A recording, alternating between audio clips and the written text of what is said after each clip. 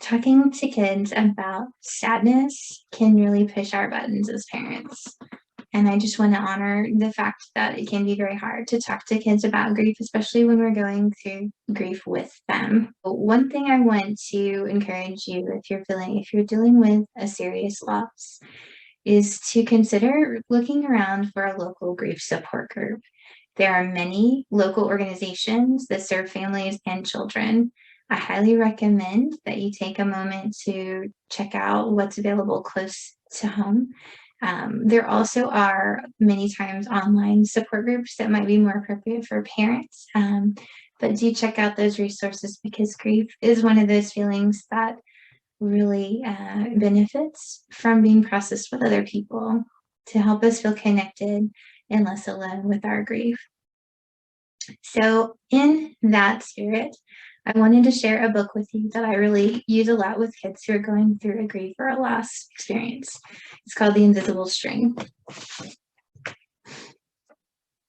So, this book is by Patrice Karst, and it talks about how all of us are connected to people that we love by an invisible string, and that string is not severed no matter how long it has to stretch, or even if it has to stretch all the way, as the book says, up to heaven.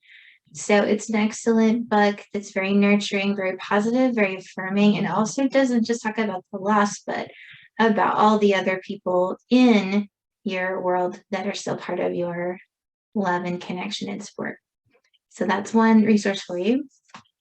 Another thing that I like to do with kids who lost a loved one is to make a memory box.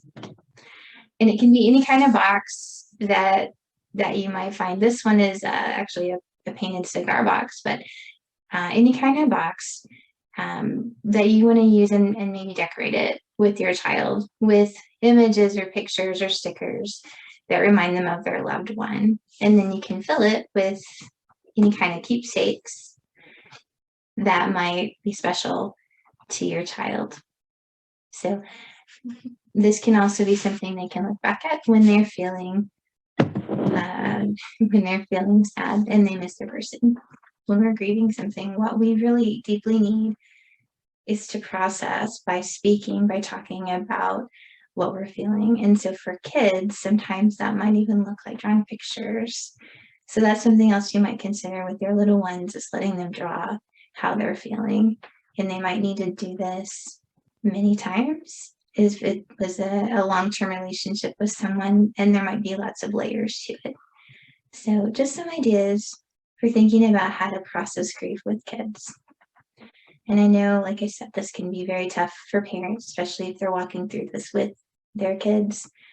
But please know that just creating a space where your child can share their feeling is extremely comforting and grounding for their child to know that even if they're sad, that you are strong enough to hear and to be present and to love them through it.